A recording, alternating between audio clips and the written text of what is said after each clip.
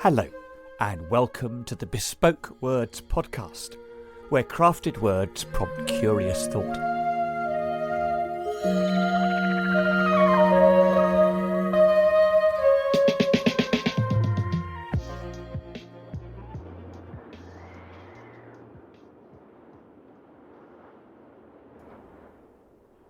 Welcome back.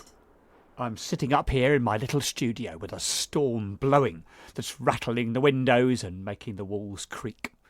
Ginny and I are perfectly cosy though, and she's curled up in the armchair which she sees as her personal throne while I'm talking to you here at the microphone.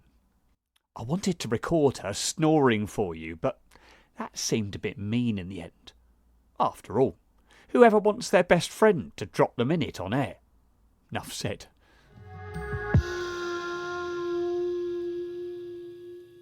We've been on quite a journey since this season began. We've heard from Roman senators and Cistercian monks. We've looked at the writings of a German pastor in his prison cell, a newspaper columnist in her book, and heard from the cast of TV shows like Friends and Big Bang Theory. We've learnt about the Dunbar number from Robin Dunbar and the friendship hypothesis from social anthropologist John Terrell. People supping their coffees in Ross-on-Sea have given us their definitions of friendship, and we've heard it described as being like everything from a favourite dressing gown to a tea bag in hot water. We've been on location up the Great Orme and in that beloved coffee shop too. So what else is there to say? Well, lots of course. We're all redefining and shaping our understanding of friendship every single day. Sometimes by getting it right, and sometimes by getting it wrong. I could carry on doing this every week until I hang up my microphone, and there would still be new things to say. Before we go, though, I want to say something about a friendship which means more to me than any other.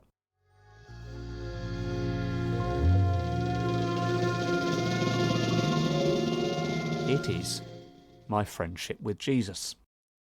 I believe that he has heard every prayer and accompanied me through every crisis for the past 45 years.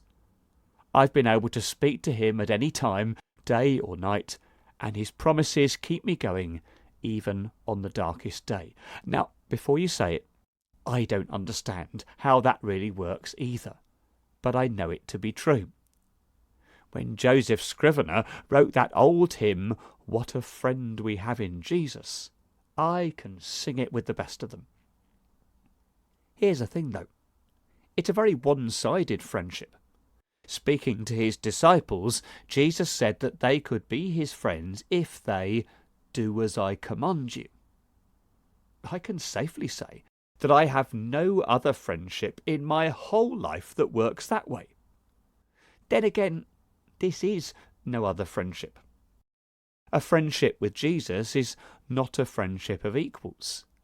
He's eternal, and I am not. He is patient, and I am frequently not. He is governed by the DNA of grace, and I am often driven by lesser things. The reason a friendship with him enhances my life is precisely because it is different, and he is different. It is a friendship which I would not be without. What about you? Why not let me know by dropping a comment right here on the podcast.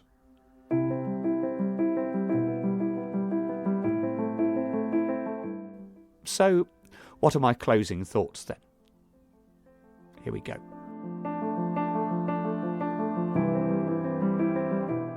Cherish your friends, every which way, and never take them for granted. Find every opportunity to value those friendships by the words you write, the messages you send, and the things that you do. Never be afraid to laugh with them until you cry, or cry with them until you can laugh. know that the silences you share are every bit as precious and profound as any words. And the number which matters most in friendship is not the Dunbar number or any other one which we have discussed.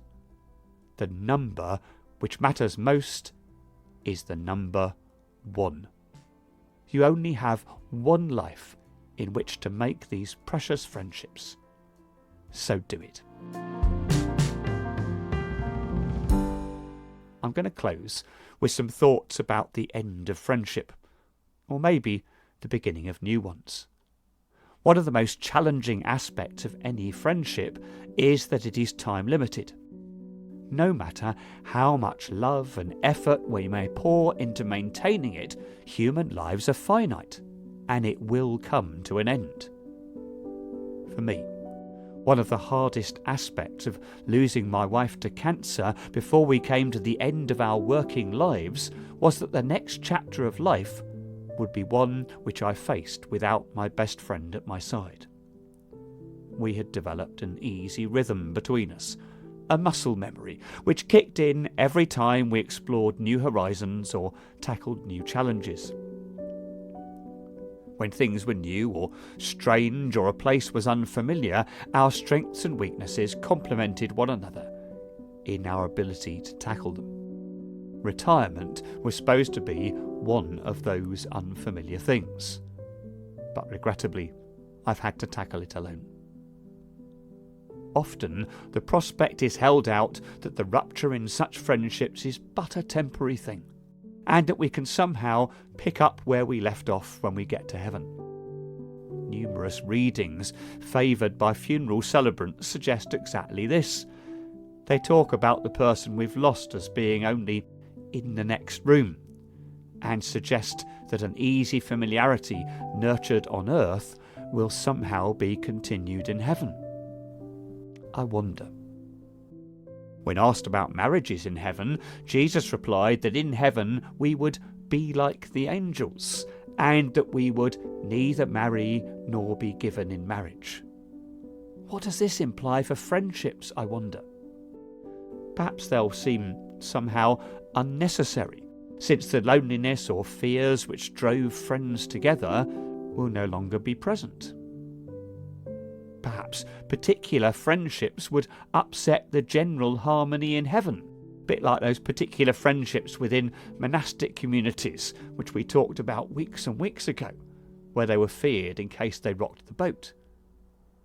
Then again, maybe in a place of uninterrupted perfection, every relationship will have the depth and sweetness, the hope and the joy which we have found in the company of our friends.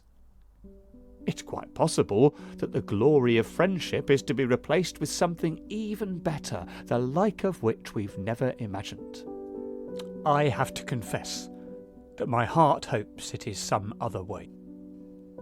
I hope that when I get to heaven, those beloved eyes which I watch closing for the last time will watch mine as they open in this new place of beauty.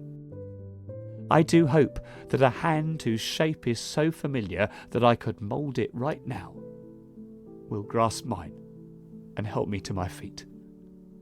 Vertical and together at last, we shall push on through a landscape of endless wonder where each new vista is better than the one before. The boy with 2 left feet will learn to dance with the girl of his dreams, and the music will never end. That's my heaven.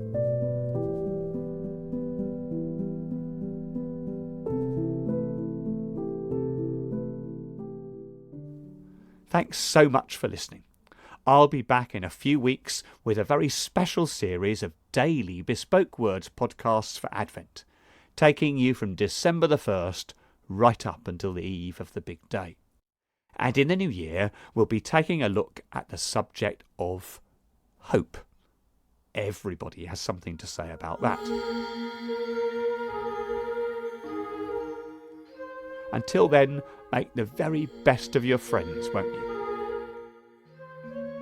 And I'll see you next time.